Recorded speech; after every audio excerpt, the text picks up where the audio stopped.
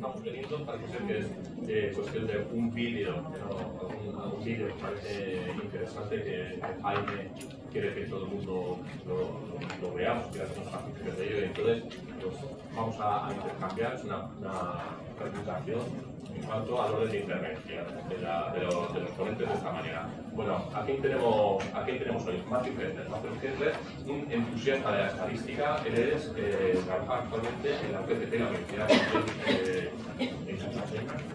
de Cartagena. Él es catedrático de la universidad. Como digo, un entusiasta de los datos. Ahora mismo es coordinador de la Oficina de Planificación de Datos, de Análisis de Datos de la UPCT.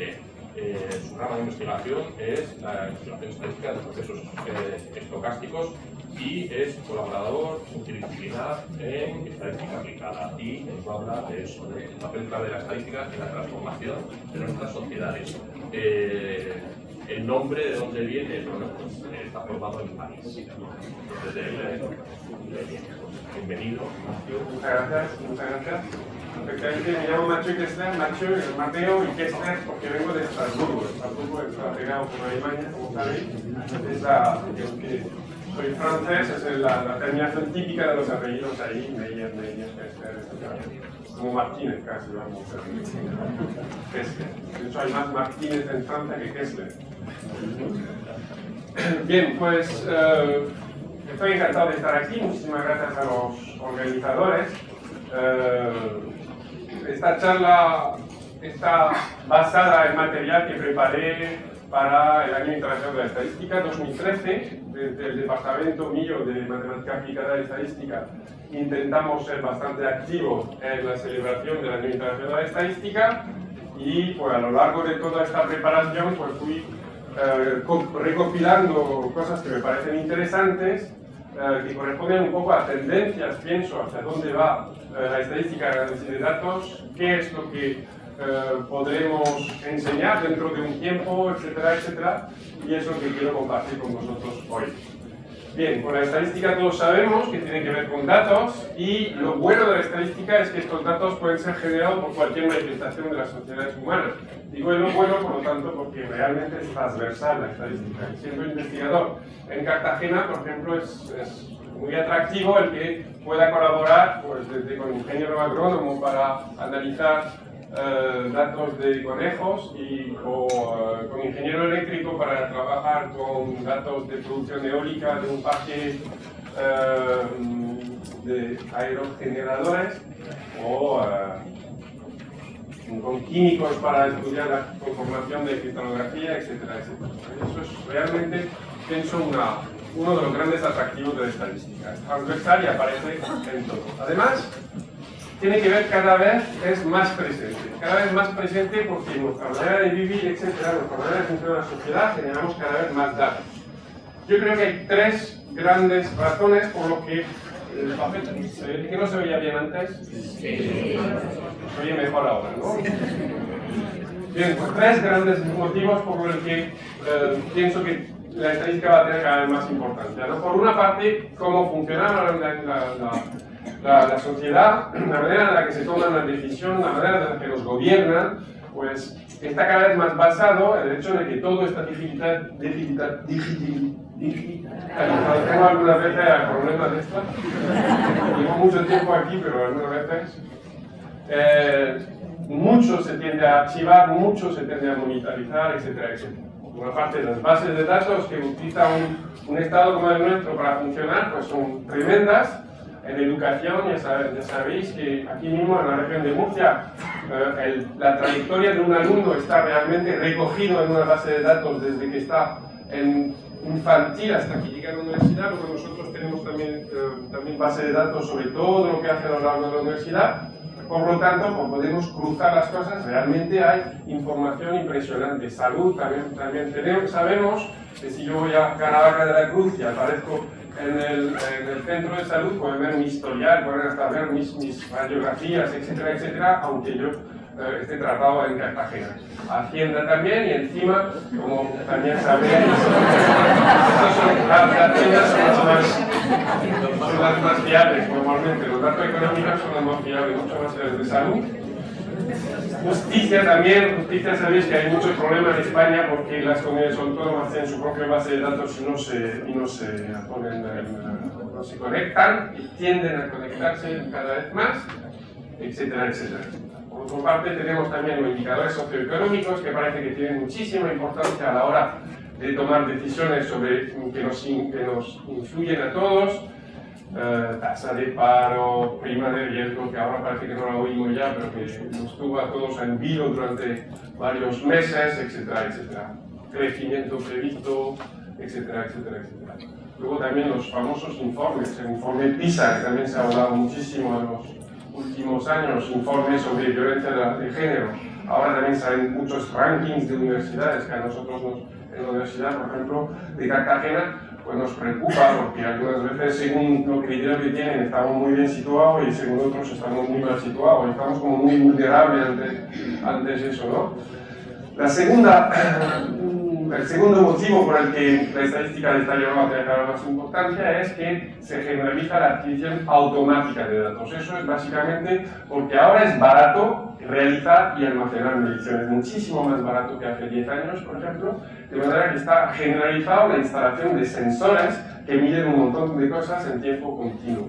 Hay un ejemplo en Santander, que Santander lidera un proyecto europeo que se llama, que en este caso, en su caso, se llama Smart Santander, Santander Inteligente, en el que han instalado en Santander, que no es muy grande, 12.000 sensores que miden de manera continua calidad del aire, parámetro meteorológico, sensores de movimiento para que son capaces de ver la congestión que hay en una calle, por ejemplo, y de estos 12.000 lo van grabando de manera continua. Eso es enorme y hace falta, por supuesto, hacer algo de todo esto, ¿no? Se puede sacar de todo esto algo que puede resultar interesante para los habitantes de Santander, por ejemplo, recomendaciones sobre rutas para volver a su casa, etcétera, etcétera. El segundo ejemplo en el que la cantidad de datos, que es absolutamente tremenda la que se recoge, la que más sin duda ninguna es la astronomía.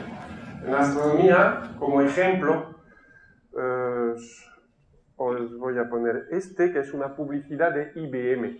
Es un proyecto europeo muy grande que se llama Square Kilometre Array, que tiene 1 kilómetro cuadrado y que tiene 1500 platos o platillos, no sé cómo se llaman esto exactamente, como antenas muy grandes, ¿no? ¿Veis que esto es una furgoneta? O sea que tiene que esto 15 metros de diámetro y tienen 1500 de estos en 1 kilómetro cuadrado.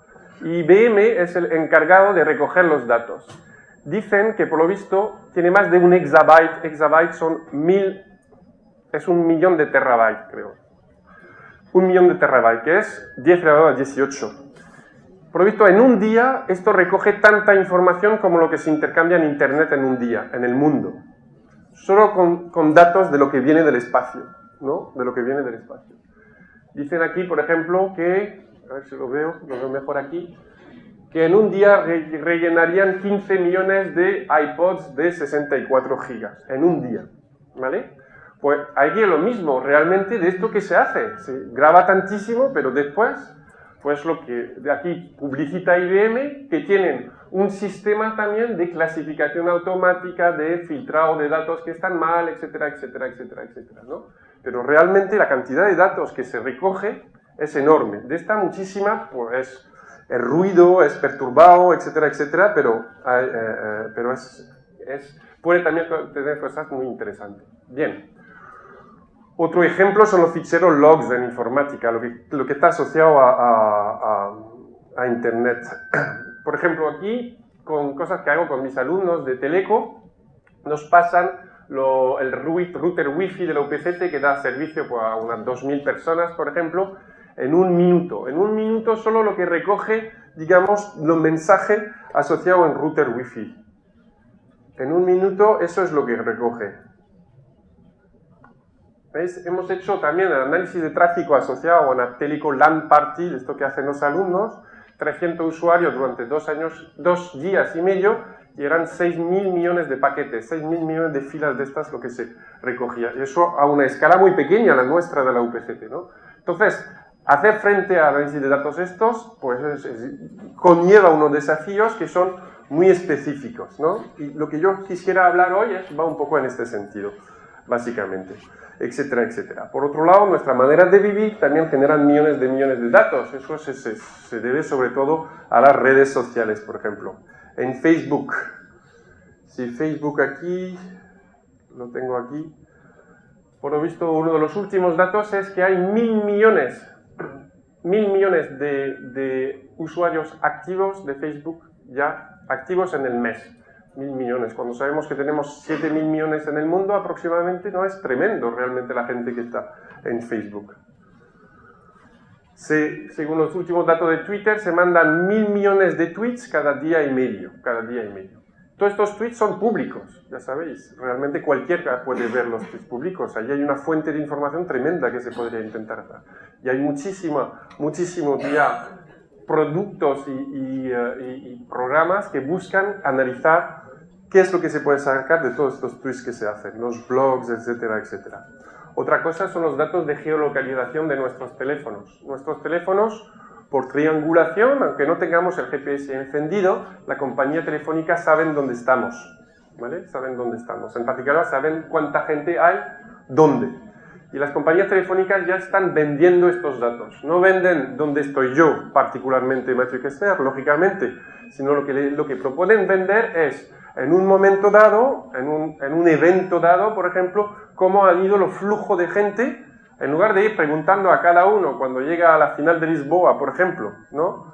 Del sábado, ¿por dónde ha venido? ¿En tren, en coche, en avión, no sé qué, no sé cuánto, ¿vale? Ha llegado, ha salido a la parada de metro de no sé qué, no sé cuánto, que habría ahí un montón de encuestadores. Ahora no hace falta eso. Realmente lo que tienen es que ven por dónde pasan los teléfonos. Como todo el mundo tiene un teléfono, pues básicamente sabemos dónde está. Aquí hay un ejemplo. Esto en Estados Unidos está ya bastante... Esto es un ejemplo de una empresa en San Francisco que compra los datos a una compañía telefónica y ofrece el analizarlo para clientes. Tienen ahí la publicidad para los clientes que ya han hecho. Básicamente proponen, ¿quiere usted montar una cadena de tiendas? ¿Quiere usted montar una tienda? ¿Quiere que le diga por dónde pasa la gente, a qué hora, etcétera, etcétera? ¿Quiere que le diga si es mejor que esté aquí que si esté ahí? Que puede ser que tenga más posibilidad de tener clientes ahí que aquí, etcétera, etcétera, etcétera, ¿no? También incluso, por ejemplo, de cara a un ayuntamiento, ¿por dónde llegan la gente por la mañana en la ciudad, por ejemplo? ¿Dónde hay problemas de aparcamiento? ¿Dónde parece que todo eso se puede ver con los teléfonos en realidad? No hace falta preguntar ya a nadie. Bien, por lo tanto, en resumen, este hombre que es un matemático que es el jefe economista de Google, Valery Alvarian, una mente por supuesto pues, privilegiada, que dijo en 2009 lo siguiente, ¿no? Yo sigo diciendo que la profesión más atractiva, más sexy de los próximos 10 años serán estadísticos. La gente piensa que estoy de broma, pero ¿quién habría adivinado que los informáticos iban a ser la profesión más sexy en los 90, ¿no? Dice la habilidad de coger datos, de ser capaz de entenderla, de procesarlo, de extraer valor, información de ellos, de visualizarlo y de comunicarlo. Él dice que está convencido de que será una habilidad increíblemente o enormemente importante en las próximas décadas.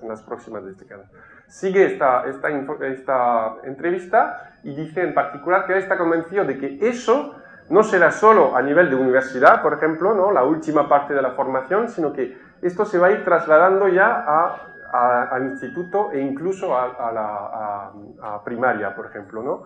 Que los alumnos van a ir pensando cada vez más, teniendo en cuenta que tienes datos que extraer y a lo mejor comunicar. Bien, entonces dentro de este contexto, cuando tenemos tantísimos datos, pues lógicamente una rama cada vez más importante de la estadística, de hecho que está cogiendo un peso específico solo, es la visualización.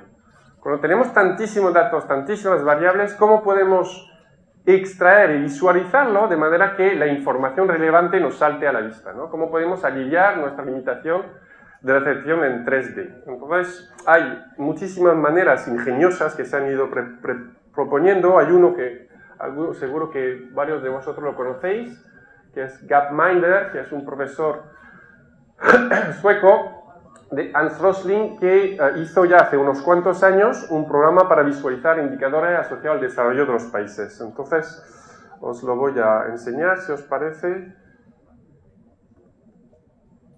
Esta es la página web de Gapminder, este es este hombre. El programa se puede o bien correr vía web o bien descargar en su propio ordenador, por lo tanto no depende de una conexión a internet, que puede ser bueno para alumnos. Y este es Gapminder. La idea básica es que quiero representar posiblemente muchas variables. ¿Cómo lo hago en una gráfica de esta? Pues en realidad ya hay varios trucos que son bastante, ahora los vemos como muy normales, pero cuando él lo hizo eran ingeniosos, astutos. Es que utiliza, por ejemplo, color diferente para regiones diferentes. Luego utiliza también tamaño de bolas, cada bola es un país, tamaño de bolas que representa otra variable. Pues aquí, por ejemplo, hemos escogido, lo que escoge por defecto es la población. Cada país, población, pues aquí lógicamente la grande roja es China, la grande azul es India, etcétera, etcétera, ¿vale? Y luego tengo aquí que puedo escoger la variable que voy a escoger en el eje OI. ¿Veis? Hay un montón de categorías, emisiones de CO2, etcétera, etcétera, etcétera. Y puedo escogerlo en el eje OX. Lo mismo. Entonces, en realidad puedo escoger, hay 430 variables en la OI y 430 variables en la OX. Pues claro, ¿cuántas gráficas puedo hacer con esto? 430 por 429 partido por 2 son 90.000 gráficas. Puedo hacer 90.000 gráficas con esto. Lógicamente, de las 90.000, la inmensa mayoría no son interesantes, porque ves cómo depende el número de niños que nacen en África, en un país con la emisión de CO2 que puede haber en tal, pues lógicamente no va a tener relación ninguna, pero es 2D, pero se puede ver un montón de cosas. Y aparte hay una variable más, que es el tiempo. Veis que aquí son los datos de 2012, lo último que tiene, y si voy hacia atrás puedo llegar hasta 1800. Datos de 1800. Esto es life expectancy, que es esperanza de vida. Estamos alrededor de 30 años en 1800. Y en el eje OX, perdón, es la renta per cápita. Y entonces, si le doy al play, pues puedo ver cómo se mueve. Puedo acelerar un poco. Voy a acelerar un poco. ¿Veis? Hay unos botes que son muy interesantes. Ahora va a haber un bote, boom, 1914-18, boom, otro bote, la Segunda Guerra Mundial. Y a partir de 1950 todo mejora, globalmente todo mejora. ¿Veis? Bueno, hay otras variables que son interesantes, como quiero enseñar otra cosa, no voy a seguir con esto. Pero aquí vemos, por ejemplo, que por supuesto, por desgracia, los países azules, que son los de aquí, siguen en niveles de esperanza de vida de 50 años que eran normales para España hace 100 años. ¿Vale?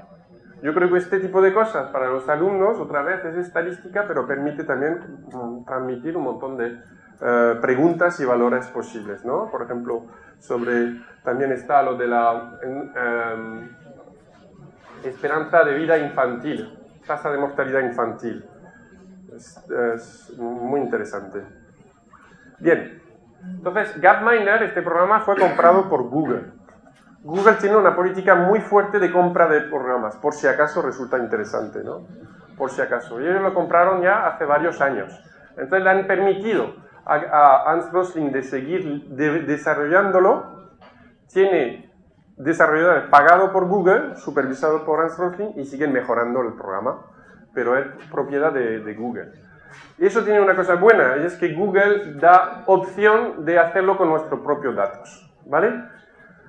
Entonces, hay distintas opciones. Voy a poneros varios ejemplos que, en mi opinión, pueden ser interesantes y que yo pienso podrían ser, por ejemplo, podrían utilizarse para dar tipo prácticas en instituto, a lo mejor en bachillerato o algo de esto. Ahora os cuento según lo que vemos.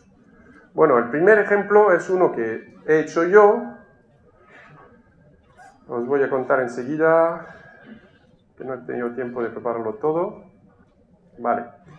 Estos son, nosotros, como decíamos, lo de la base de datos, en la universidad tenemos acceso a la base de datos de la selectividad de la región de Murcia. Es decir, las notas que cada alumno saca en todas las materias en la PAU, ¿vale? Prueba de acceso a la universidad. ¿Por qué? Porque eso es lo que nosotros luego pueden entrar en nuestra universidad, ¿no? Y en la universidad hacemos, con esto, pues intentamos hacer predicciones de tasa de abandono, de si es más fácil que en una titulación no tienen el perfil adecuado y que va a tener dificultad algunas asignaturas, etcétera, etcétera. Total, que yo he cogido los datos de todos estos y calculo la nota media de las distintas materias desde 1994 y he cogido la media por municipio, aunque realmente lo tenemos a nivel de instituto, ¿vale? Podría hacer lo mismo con instituto por instituto, ¿vale? Que no puedo hacerlo, no puedo darlo a conocer.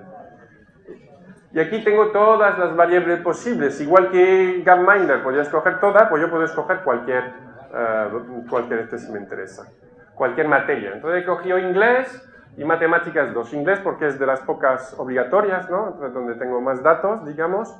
Matemáticas 2, pues porque somos de matemática, no me interesa ver qué pasa. Entonces, si aquí le doy al play, ¿veis? Vamos cómo van moviéndose y hay distintas cosas que me parecen pues, interesantes. Primero vemos que a menudo mueven todos hacia lo mismo, es decir, matemáticas 2 un año es más fácil, otro año es bastante más difícil, parece, ¿no? Que todos se mueven más o menos en el mismo momento. La grande allí, el tamaño he puesto el número de alumnos. Como imagináis, la grande allí es la Murcia. Por ejemplo, en 2012, no actualizado con los datos del año pasado, la media en Murcia es de 5,38 en matemáticas 2, que es bastante bueno en realidad, y 6,25 en inglés. Porque si vamos hacia atrás, en el 94, vemos que Murcia tenía 3,38 de media en matemáticas 2, eso en junio, independientemente de si aprobaba después la selectividad o no, etcétera, etcétera. También hay una cosa que vemos aquí que es interesante, es que las bolas pequeñas se mueven con muchísimo más rapidez que las bolas grandes, ¿vale? Eso es normal, porque el cálculo de una media, sabéis que la varianza de una media es la varianza de una media muestral, la varianza de la población dividido por n. Eso quiere decir que si n es grande, la varianza es muy pequeña, por lo tanto esperamos que se mueva poco. En cambio, porque es un centro de gravedad, en cambio las pequeñas se mueven con muchísima facilidad. También lo que se ve de esto es que hay mucha variabilidad de un año a otro. Es muy difícil decir que un municipio o un instituto siempre lo hace bien. Realmente hay cosas que cambian de manera sorprendente, ¿no? Lo hace muy bien en matemáticas un año, al año que viene, al año siguiente, pues lo hacen bastante regular, digamos, sus alumnos. Yo estoy convencido de que depende muchísimo más de los alumnos que del instituto realmente. Bueno, estos datos no son públicos, por lo tanto no se puede hacer con alumnos, pero en cambio hay datos que podemos hacer de la misma manera que sí son públicos. Entonces, como ejemplo, cojo de Eurostat la tasa de datos de paro por país y años. No sé si conocéis esto parece un Excel, ¿no? Pero es el Excel de Google, que es Google Drive, ¿no? En Google Drive, antes se llamaba Docs, tengo la opción de una hoja de cálculo que funciona exactamente igual que Excel, ¿veis? Tengo las columnas, está en la web, y la diferencia es mía, pues si tenéis una cuenta Gmail tenéis acceso a esto, ¿vale? Y la diferencia que a mí me gusta es que tiene gráficas muy chulas, ¿vale? Que se pueden hacer. Entonces, por ejemplo, puedo hacer las mismas gráficas que tal, con mis propios datos. Entonces, veis aquí, he cogido en Eurostat los países, los años, desde 1990 hasta 2012 y la tasa de paro. Entonces tengo que escoger aquí las cosas, porque eso es lo que me pone. Es muy fácil hacer la gráfica esta. Cojo el tiempo, voy a mover esto un poco. El color que sean únicos. Vale, pues ahora vemos en 1990. ¿Quién estaba arriba? Spain. 14,4% de paro entonces, ¿vale? Y el segundo era Irlanda. Los demás estaban más o menos tal. Y ahora si le doy al tiempo, pues vamos a ver cómo se va moviendo. Muy bien, España está allá arriba. España ahí está mejorando todo lo de la construcción. Y de pronto... Claro, como os imagináis, tenemos Spain con 25%. Y el segundo, según vosotros, ¿quién es? En 2012. Greece. Pero realmente hay es un poco desagradable sí, no sé si se puede bajarle el volumen. ¿Aquí? Ah.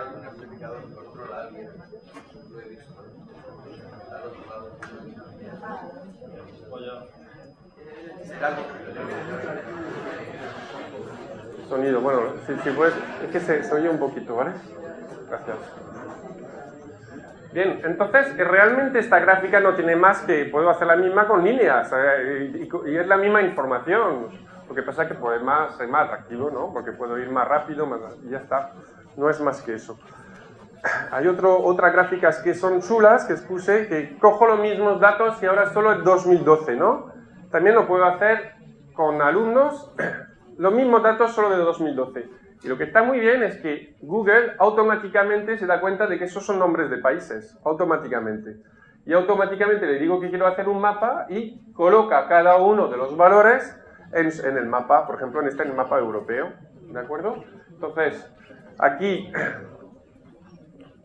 he escogido yo que el color más verde más claro es el más bajo de tasa de paro, el rojo el más grande, pues vemos lo mismo que veíamos, ¿no? Que realmente los dos rojos más claros es España y Grecia. Irlanda, ¿os acordáis que que en 90 era uno de los peores con España? Ahora está muy verde, está muy bien, a pesar del rescate, etcétera, etcétera. Francia e Italia son parecidos, y aquí normalmente, cuando paso aquí, me da el valor del país, pero yo creo que es problema de mi navegador que no lo hace. Pero bueno, otro ejemplo que se me ocurre que se puede hacer, sencillo con los alumnos, eso fue un ejemplo que se le ocurrió a un profesor de instituto en un taller que di en el CPR, precisamente, en el que vimos algunas de esas cosas, y cogió en el Instituto Nacional de Estadística, está la frecuencia de los nombres, ¿vale? Desde 1920, los nombres de pila que se pone a los alumnos, no. Niños, que serán alumnos tarde o temprano, de la a los niños, desde 1920 hasta ahora, ¿no? Entonces, pues estos son los 50 nombres más frecuentes, lo que puede cambiar de un año, de una década para otro. Pero vemos que, por ejemplo, en 1920, pues José era el más frecuente, que 90 de cada 1000 niños tenían José como nombre. Y luego, pues, lógicamente, le voy dando y pasa lo mismo. José, aquí he cambiado el color por la frecuencia, a lo mejor no es muy buena idea. Es mejor poner colores distintos. Voy hacia atrás. José sigue siendo allá arriba. Ella empieza a bajar un poco el porcentaje, 1950. Se van igualando. Alguien destaca ahí, eso es David. Os lo digo porque lo vi. Que mi hijo se llama David. Digo, pues yo pensaba que había sido una cosa original y bueno, nada. Bueno. Alejandro, en 2000. Va por década, o sea, yo creo que a lo mejor los 2010 no está todavía, que no me acuerdo. ¿Veis? Todos estos datos están. Aarón, Adrián, Agustín, Aitor, Andrés, Ángel, Benito, Borja.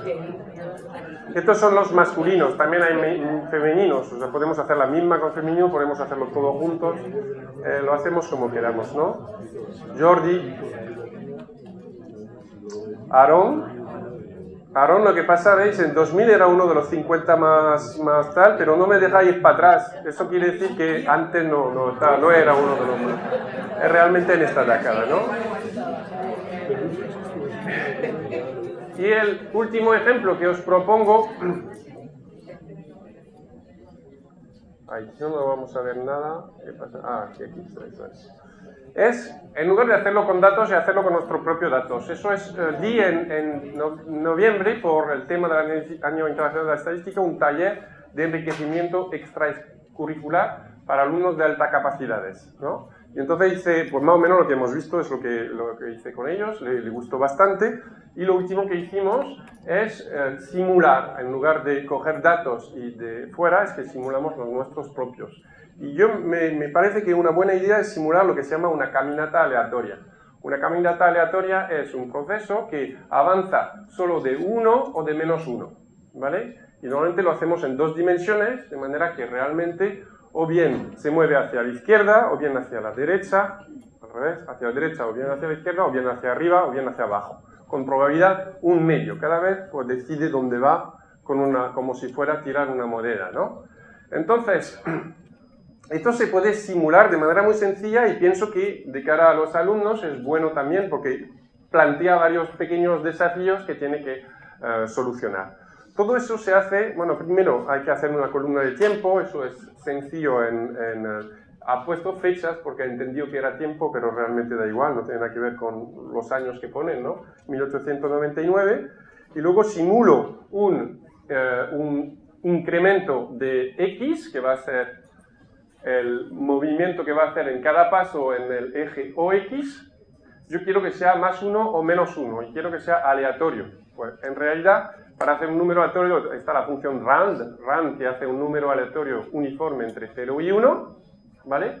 Pues entonces, para hacer uno que sea o bien 1 o -1, ¿qué podemos hacer? Pues primero lo redondeo, entonces me dará o bien 0 o bien 1 con probabilidad 1 medio, y ahora de 0 a 1 tengo que mapearlo o llevarlo a -1 más 1, pues eso es 2 veces x menos 1, esto transforma 0, 1 en -1, 1, ¿no? Entonces realmente es lo que he puesto aquí, es muy fácil. 2 veces el redondeo de rand, eso se puede hacer con Excel exactamente igual. La única diferencia es que en Google puedo hacer la gráfica después, ¿no? Que yo pienso que merece la pena. Luego, ¿qué es lo que hago? Hago un incremento de y, que cuando hay un incremento de x, el incremento de y no tiene que ser 0, porque si no haría diagonales. Yo no quiero que haya diagonales, yo quiero solo que avance a la izquierda o a la derecha, o arriba o abajo, ¿vale? Por lo tanto, cuando hay un incremento de x, tiene que ser 0 para el incremento de y. Cuando hay un incremento de y, tiene que ser 0 para el incremento de x. Eso es muy fácil también. Hago las 4 primeras celdas y luego copio hacia abajo, como Excel lo copia todo. Lo hace 10.000 si quiero, ¿no? Luego le pido que haga la suma, porque claro, la trayectoria va a ser la suma de los incrementos. Eso también es una suma de los parcial, con Excel es muy fácil. Y ya está. Y luego le pido que lo dibuje. Entonces esto es la mía, por ejemplo. ¿Veis? Esto es una caminata aleatoria. Va moviéndose de manera aleatoria en un sitio o en otro. Puedo dibujar, hacerlo más despacio para que veamos bien que efectivamente se mueve de 1 en 1, hacia la izquierda, arriba, abajo, etcétera, etcétera, etcétera. Yo pienso que esto es un esto que puede resultar interesante porque puede plantear varios problemas. Bien, lo siguiente es, que os quisiera hablar es también otra fuente que a mí me parece súper interesante para ver con los alumnos, es Google Trends.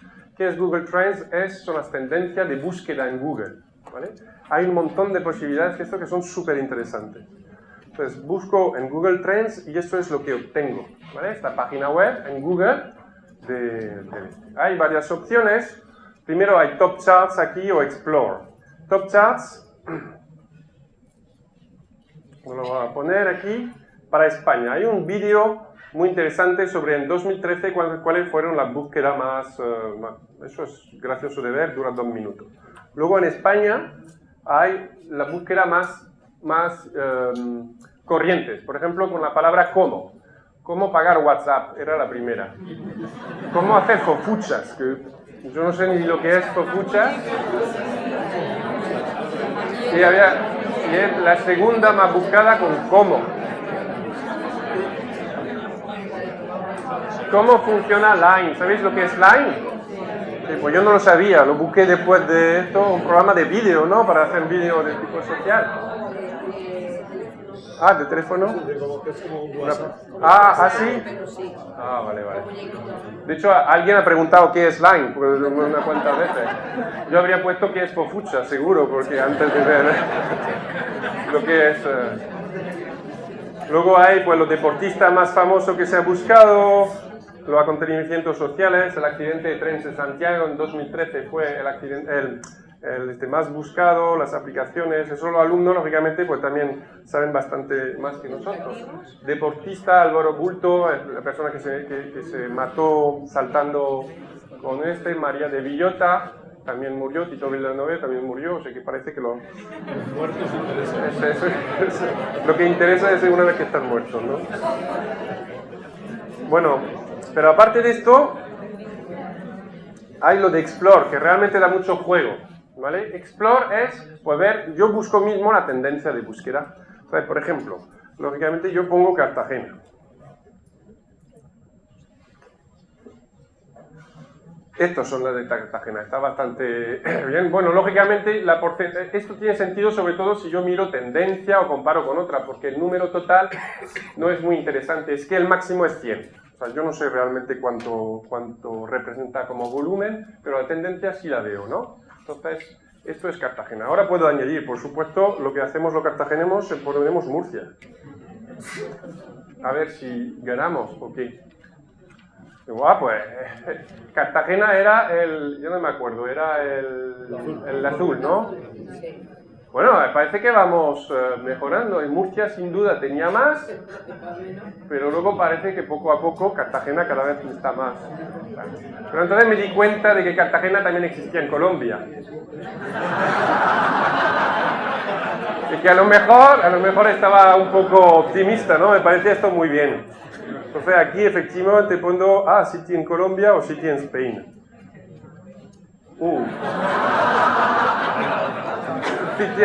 City en Spain es muchísimo más modesto, que tampoco pasa nada. Murcia también seguro que existe más de un sitio. ¿Murcia hay también? Sí, en Estados Unidos hay. Sí, pero yo espero que busquen más Murcia por España que por... También se puede poner aquí City in Spain. Y en realidad no cambia gran cosa, ¿no? Luego tiene una opción de forecast. Esto es también de cara a de preguntarse cómo hacen eso, ¿no? ¿Cómo hacen esto? Que es la predicción. Este es el punto donde estamos. Ellos predicen que va a ir por ahí la búsqueda. Interesante. ¿Pero esos datos son sobre búsqueda en Internet? Sí, de lo que meten en Google, de lo que ponen en Google, ¿vale?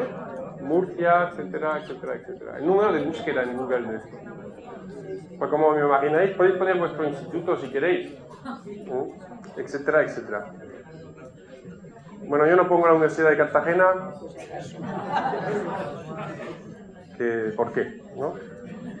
Luego, aparte de esto, realmente os enseño un poco lo que va a ser el futuro, sin duda ninguno, ¿no?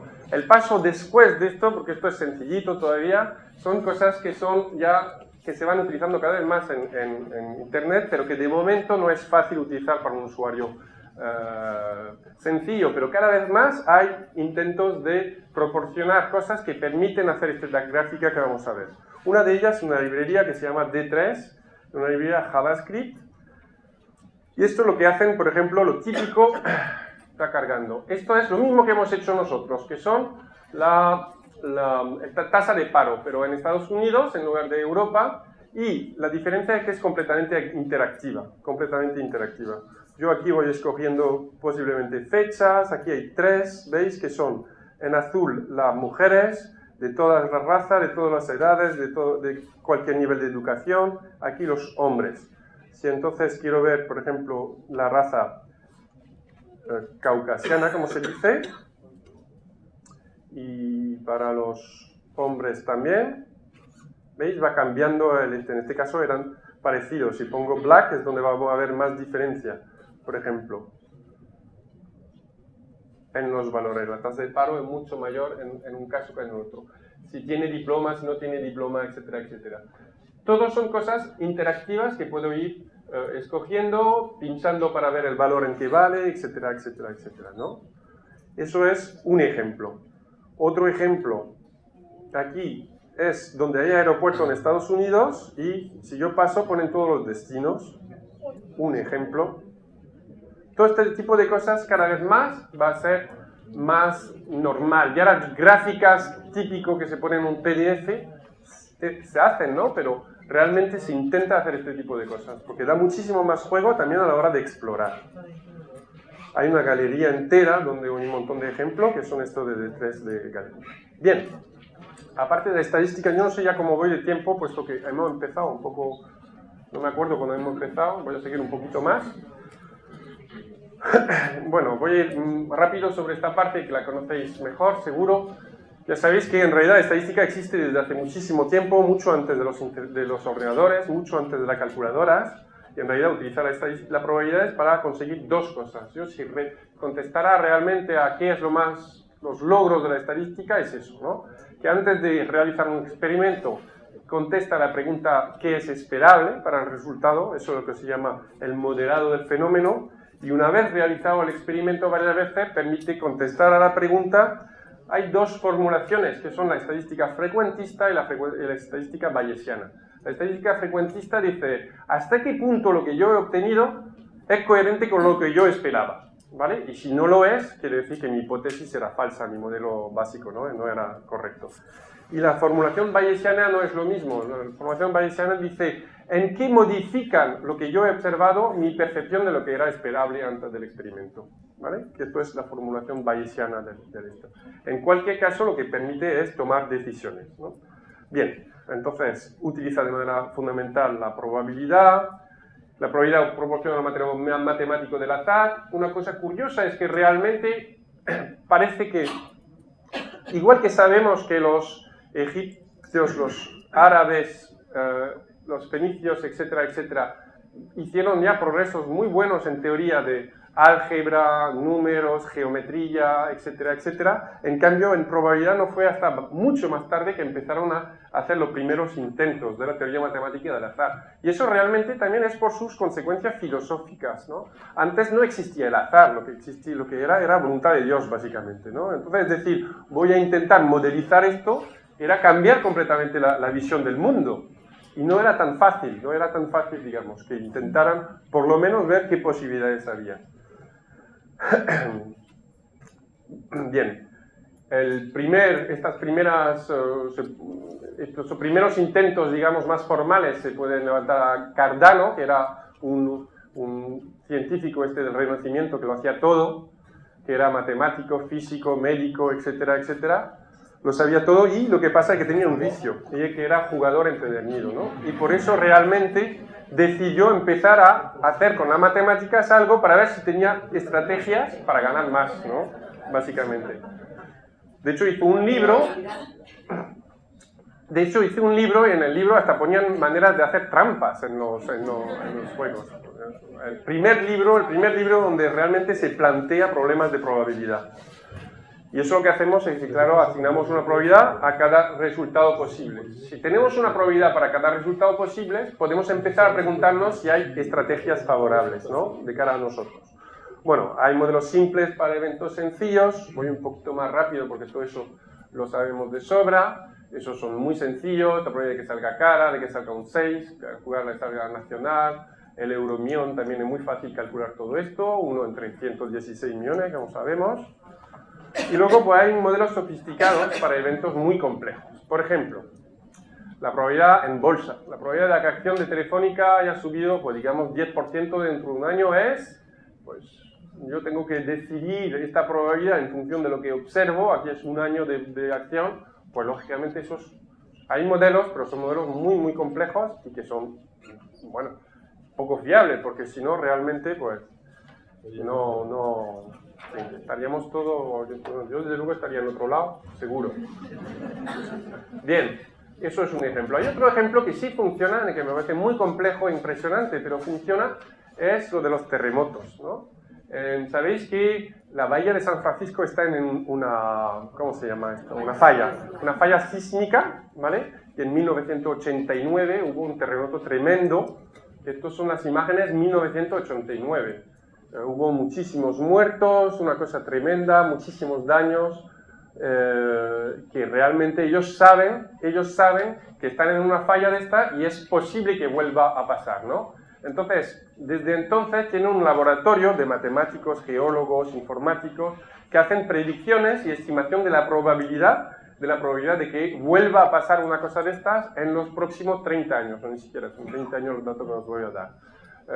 Que vuelva a dar un terremoto igual de fuerte que este, ¿no? Y eso, lo que obtienen, lo tienen en su página web. La probabilidad de que vuelva a pasar de aquí a 2036, perdón, es del 63%, eso es lo que obtienen. Que vuelva a pasar esto, 63% en los próximos 20 años. ¿Lo imagináis? Pues lógicamente han tomado decisiones, ¿no? Ahora las normas sísmicas de los edificios son tremendo. Están haciendo un estadio de tipo Super Bowl de esto para el fútbol americano y por lo visto es una obra de ingeniería increíble porque saben que de todas formas, si esto está pensado para durar 60 años, supongamos, pues lo normal es que 2 veces le pille un terremoto de esto. Es lo normal. Entonces realmente están invirtiendo muchísimo dinero, pero piensan que es un ejemplo en el que los cálculos de modelo tienen influencia concreta sobre la vida diaria en esta varilla. ¿Veis? Es muchísimo más detallado que esto, es muy interesante, porque realmente esto es, ponen la probabilidad según dónde estás en la bahía en realidad, ¿no? Porque estás más en una tal que en otra. Bien, otro ejemplo que apenas voy a mencionar es acerca de lo del esperable, que es lo que he dicho antes. Una vez que sabemos qué es lo que vamos a esperar, qué podemos hacer, pues el índice de audiencia, ¿no? Yo creo que no voy a mencionarlo siquiera, que tienen instalados autímetros y se basan para extrapolar los 15 millones de hogares, lo que ve los 15 millones de hogares en 4.500 hogares solo. Parece muy pequeño, ¿no? Los alumnos, desde luego, nadie se cree que eso es fiable. Entonces, da lugar a pues, hacer estudios de simulación, ver si efectivamente es razonable extrapolar los resultados de una muestra escogida de 4.500 hogares a 15 millones, etcétera, etcétera. Realmente es bastante fiable la estadística que dice que la probabilidad de hacer un error de más de 2 o 3 puntos es muy pequeño, de 0,02, 0,03. Por lo tanto, es razonable. ¿Para qué voy a invertir más dinero en más audímetros si la probabilidad de error es pequeña? Otro que seguramente conocéis menos, por eso le voy a dedicar un poco más de tiempo, es la ley de Benford. No sé si alguien ha oído hablar de la ley de Benford. La ley de Benford es muy sorprendente. Newcomb, que era un astrónomo, ¿no? A finales del siglo XIX, él está convencido de que en la naturaleza los números no se distribuyen de manera uniforme. Quiere decir que él está convencido de que si yo miro el primer dígito de un número grande que aparece en la naturaleza, pues no aparece el 1 con la misma frecuencia que el 2, con la misma frecuencia que el 3, con la misma frecuencia que el 4, etcétera, etcétera. Y Newcomb hace cálculos aproximados y eso es lo que él dice que es lo que se espera. Que la probabilidad de que el primer dígito en un número en conjunto natural sea 1 es, en log de 10, 1 más partido por... Eso es calculándolo, es decir, es 30%. ¿Vale? 2, 17%, 12, ya va bajando. El 9 es mucho más pequeño. ¿Estos números naturales qué es? Pues yo cojo, por ejemplo, todos los números de habitantes en los ayuntamientos de España, ¿vale? Y cojo el primer dígito, e intento ver si efectivamente se cumple esto o no se cumple esto, ¿vale?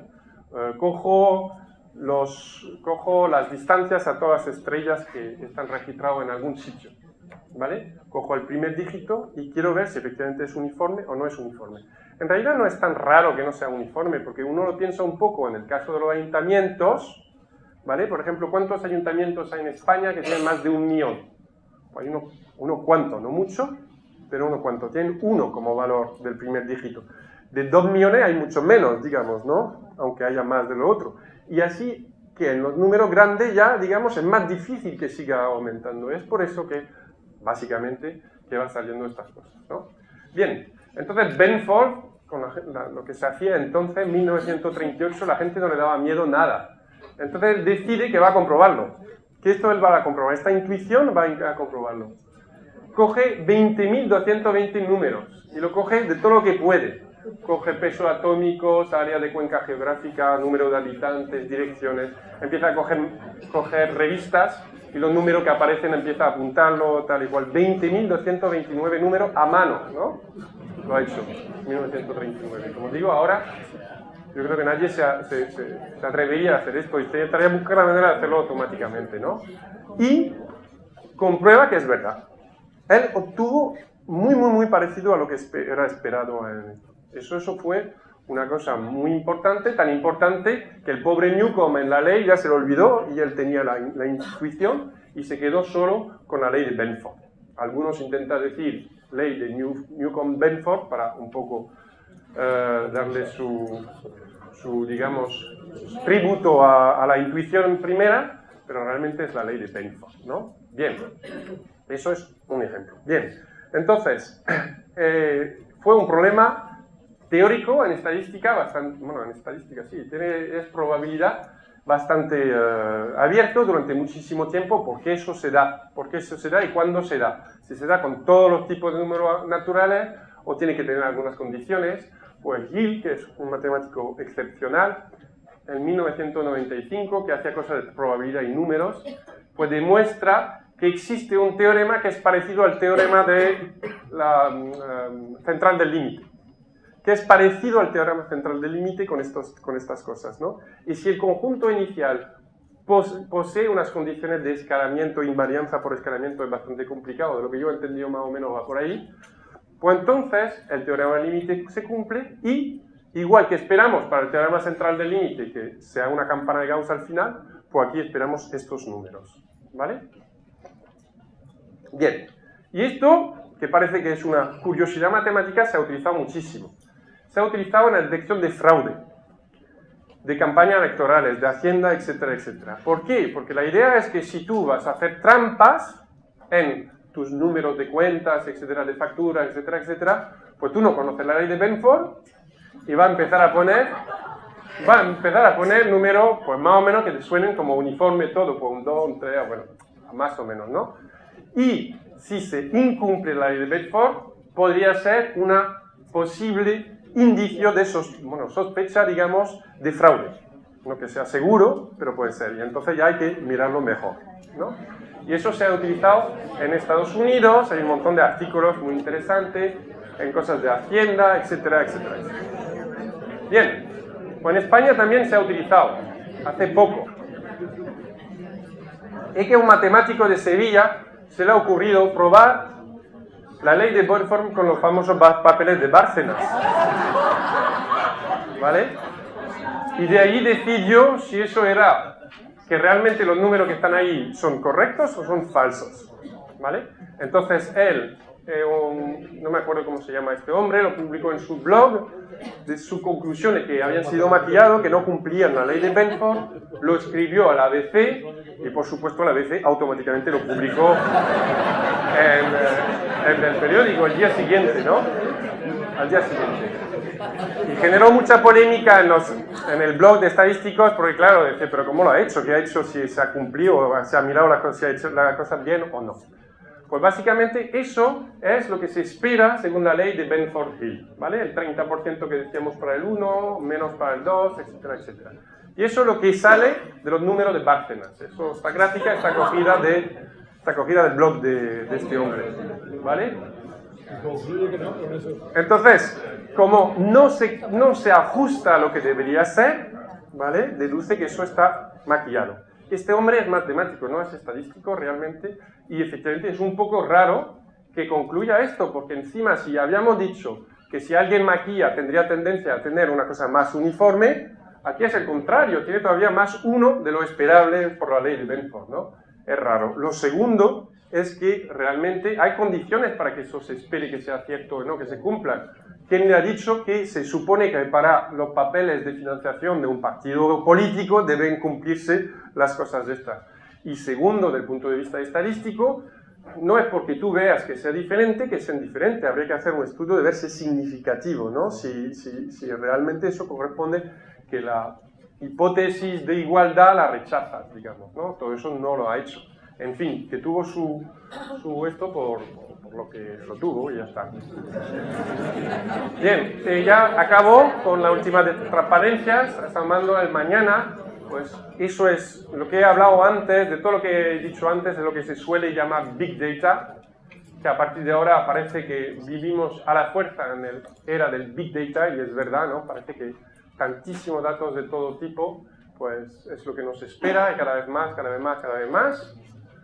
Luego una cosa que me parece interesante de manera paralela al Big Data, que hay más y más también tendencia al Open Data. Open Data es datos libres, ¿vale?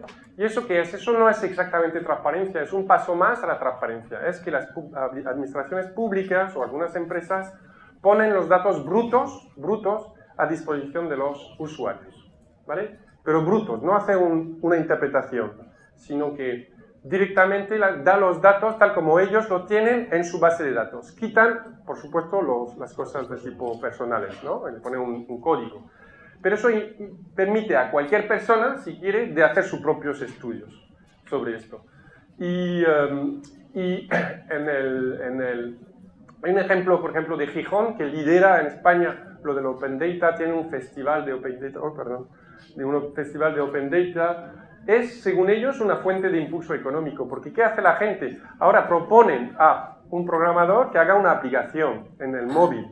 Esta aplicación móvil se conecta directamente con la base de datos que dejan Gijón y puede hacer lo que quiere con ello, ¿no? Puede, por ejemplo, proponer una monitorización de los parámetros de contaminación en la ciudad. Puede intentar, etcétera, etcétera, ¿no? Hay universidades que ya lo hacen también. La Universidad Pablo Olavide, por ejemplo, y la Universidad de Alicante, en España, dejan las actas libres. Por supuesto, también quitan el nombre del expediente, etcétera, etcétera.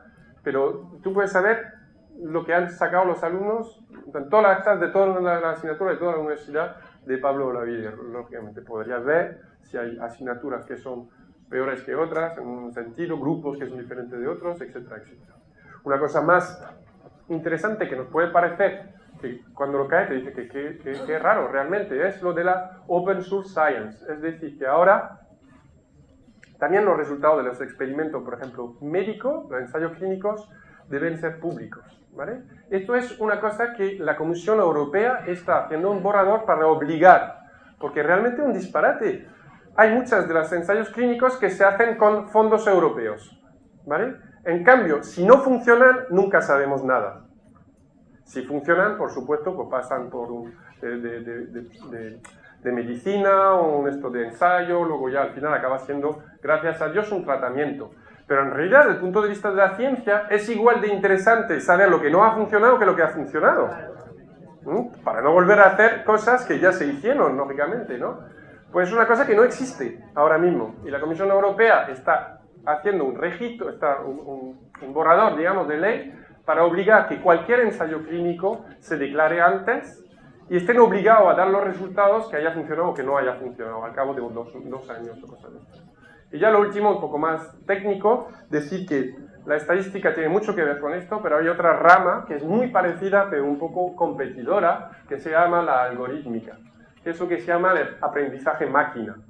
Statistical learning, learning algorithm y cosas de estas. Todo esto son cosas que tienen fundamentos estadísticos, pero que dependen más de los informáticos, digamos, ¿no? Como dos ramas. Y realmente en todos esos Big Data ellos nos están ganando a los estadísticos bastante, ¿vale? Y los estadísticos se están poniendo la pila a ver si también aprenden más de procesos de datos, etcétera, etcétera, porque si no, todos los algoritmos típicos que existen en nuestros móviles, etcétera, etcétera, son gente de esta que lo ha hecho, con fundamentos estadísticos, realmente. Bien, esto digo. Y ya solo decir, para el profesional de mañana, hay un montón de augurios, ¿no?, que dicen este tipo de cosas, que realmente cada vez más se supone que esto de gestionar los datos, esto de ser capaz de analizarlo, de sacar valor, información, etcétera, etcétera, pues es una real salida profesional para gente que cada vez más se va a necesitar este tipo de cosas. Por lo tanto, pues tendremos nuestra responsabilidad para intentar darle la base que puedan ir formándose en este tipo de cosas. Bueno, pues muchísimas gracias.